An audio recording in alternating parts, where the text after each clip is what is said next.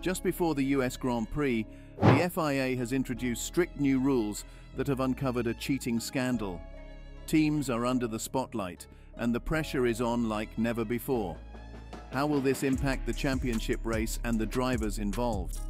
It's a big deal in the world of Formula One. It feels like forever since we last saw Formula One on the track.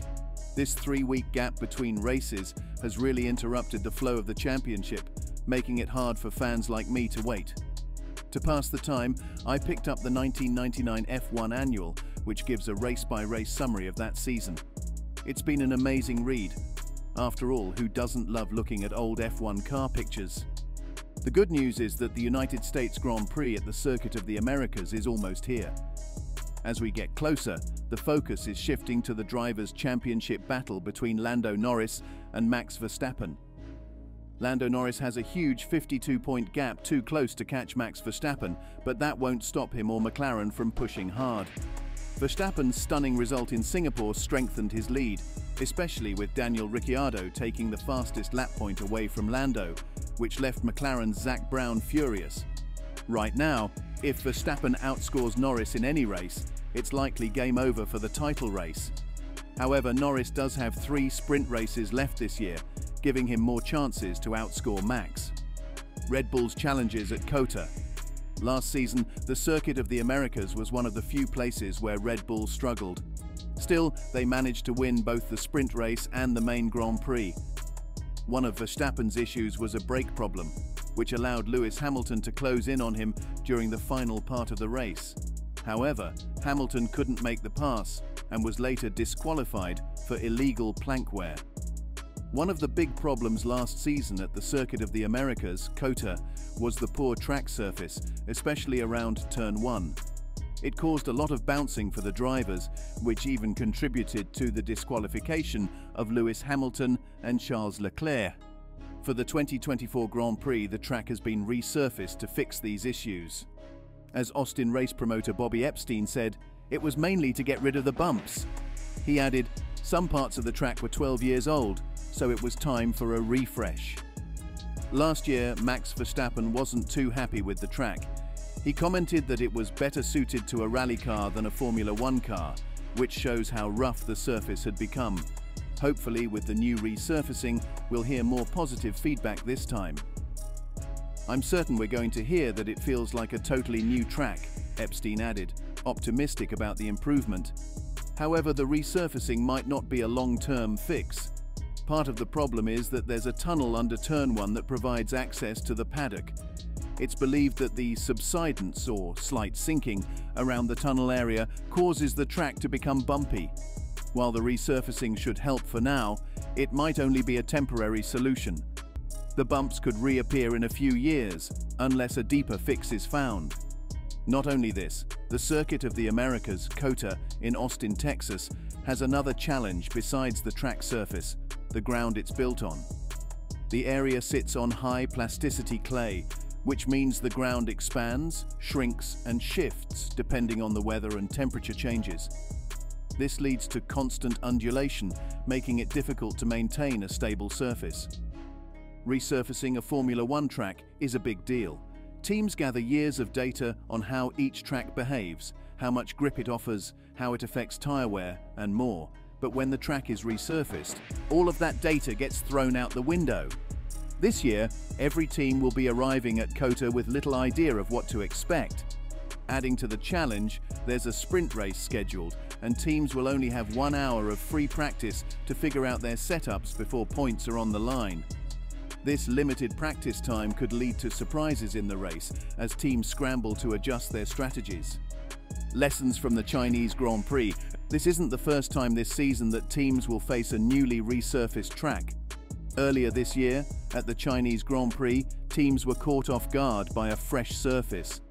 The drivers said it looked like the track had been painted, and it turned out that a liquid bitumen treatment had been applied to reduce wear on the old asphalt. Teams had done plenty of pre-race work in the simulator, but the unexpected surface left them confused when they arrived. A similar situation could unfold in Austin, as teams navigate the unknown with minimal data and preparation time. In this current situation, Pirelli would send engineers to the track well before a Grand Prix to gather crucial data for the teams, especially about the track surface. However, for the Chinese Grand Prix, they had no one available, and the race organizers didn't notify the FIA about changes to the surface. That won't be the case in Austin, though.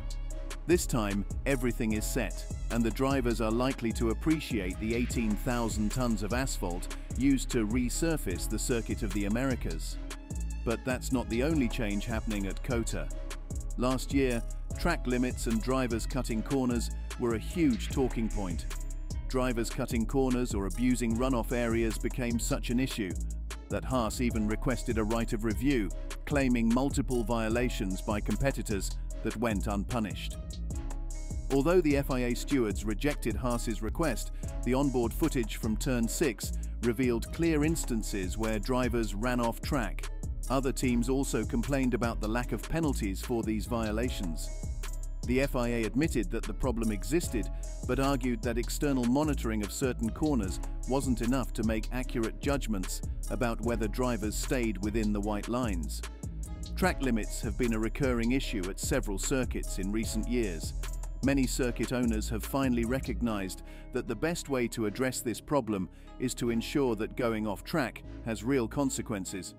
By making the areas beyond the track less forgiving, drivers will be less tempted to cut corners, as the penalties for doing so will be immediate and clear. And drivers will always use any safe area on a track if it's available. But when you introduce a gravel trap or grassy verge, they'll do everything to avoid it. This is something fans have been advocating for years, and now some circuits are starting to take action. The Circuit of the Americas, COTA, is the latest to add tougher penalties for drivers pushing the track limits. In certain areas, the wide asphalt verges have been reduced by 1.5 meters and replaced with turf. This change will make drivers think twice before running fully across these areas. Specifically, these turf areas have been added inside key corners like Turn 6, which caused issues last year, and Turns 13, 14 and 15. To ensure better enforcement of track limits, the organizers have also added extra tools for the FIA. New cameras have been placed in strategic positions around the circuit to catch any cars that may stray beyond the limits. This will help monitor the situation more closely and ensure fair play. A new approach at Turn 11. At the exit of Turn 11, where there used to be an asphalt runoff area with turtle bumps, a big change is coming.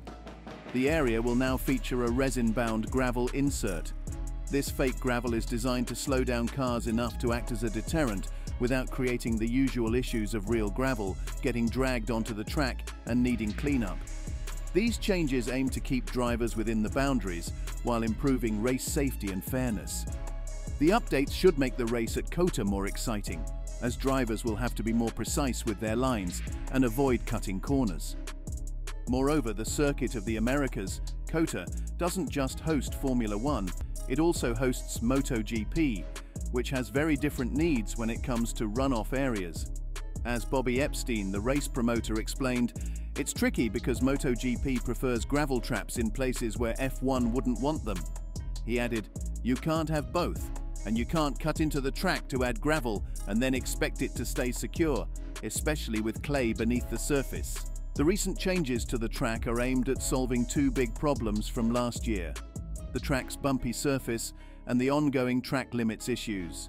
With the improvements in place, the hope is that we can focus more on the racing and less on drivers breaking the rules. So, as the next race weekend approaches, are you excited to see the cars back in action? With the long break, what have you been doing to keep your love for Formula One alive? Share your views in the comments below and subscribe for more such videos.